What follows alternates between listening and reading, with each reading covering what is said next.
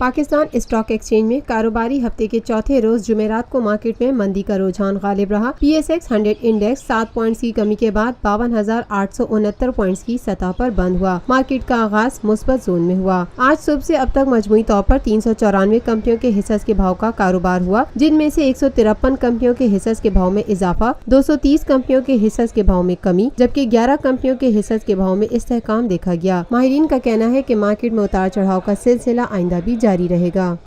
Lotus Lake Towers, a groundbreaking endeavor by Lotus Properties.